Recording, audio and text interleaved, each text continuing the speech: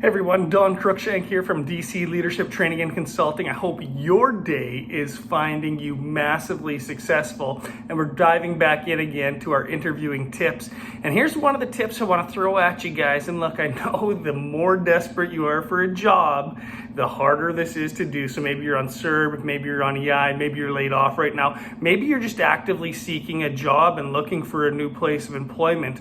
And the more desperate you are, this is the harder thing to do. But this is what you really need to do is you need to try and figure out if the company or organization that you're applying for is a fit for you. Look, you're going in there, you're trying to sell yourself, you're trying to win the job, you're trying to impress the interviewers and all the rest of that. But one thing you need to do is you need to find out if the job fits you. Why? Well, if you take any job, you're just not going to be happy. And I get it. Like, I know, man, I've been there before where it's like, I just need some money. I need a job. The bills are coming, the bills are coming, the bills are coming, and the income isn't coming, and I just need a job. But here's the truth, folks, and I just want you to listen to this, is that it is harder to look for a job when you already have one. It's harder to look for a job when you already have one, and there's a couple of reasons for that.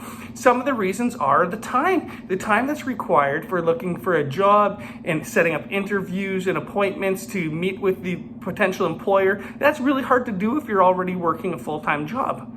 You probably know that. I mean, that's fairly intuitive, right? Here's the other thing, though, that many of you might not be thinking about is when you already have a job, you start investing into that job. Right? You start learning the job, you start investing in yourself in that role, you start figuring out the organization, who's who, the politics of the place, and you start really investing in it to the degree that you're like, I don't know if I want to do this again. Man, maybe this is good enough. I'm not sure if I want to do this again. So that's why it's really important on the front end to screen to find out if that business or organization is a place that you want to be employed. Now, the problem is a lot of people don't know how to do that. They maybe come into their interview with some questions, and that's a great place to start. And I think every employer actually expects that you're going to come into the interview with some questions. If the interview's ended and you haven't got a chance to ask your questions, you by all means, you can say, hey, I've got a few questions of my own I'd like to ask real quick. Or on the front end of the interview, you could say, hey, before we get started, look, I know you got the stuff you got to go through, but before we get started, I've also got some questions that I would like to ask you guys. When would be a good time to do that? And they're going to give you one of a couple of answers. They might say, well, right now, go ahead and start. Or they might say, well, let's wait till the end, or whatever it is. But now you've set the tone, you've set the intent, you've set the agenda that you also have some questions that you're going to ask. So you've made the space for that. But now the question is, what are you going to ask?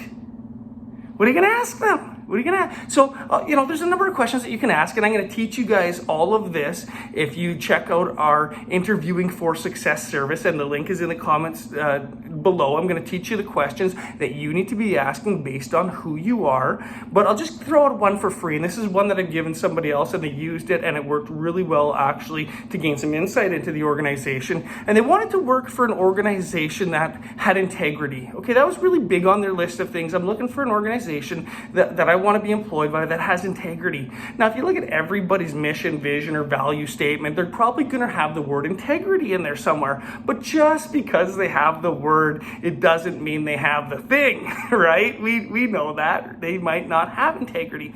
So this client came to me and said, look, I really want to find an employer that has integrity. How do I find out? I said, no problem. Here's a question you can ask. Look, I see in your values of your organization that it says integrity is important to you. Can you guys tell me about one time where you did the right thing? You knew it was the right thing to do. You had to do the right thing, but it actually cost you guys for doing the right thing. Like, nobody rewarded you for it. It actually cost you for doing the right thing. And the organization was able to come back to this prospective employee right away and say, hey, I got a perfect example, and they gave him an example of that. So those are the types of questions that you want to be asking, but there's even more specific questions you want to ask based on your personality. And we're going to teach you how to do that at DC Leadership Training and Consulting. So click on the link below for that. And again, guys, if you appreciate what you're watching, please like the video, subscribe to the channel, share the video around, check out some of our other links, and let people know you guys really need to take a look at DC Leadership Training and Consulting because they can help you out on your leadership journey as well. Thanks for watching. Hopefully the rest of the day finds you as successful as it's been so far. Bye for now.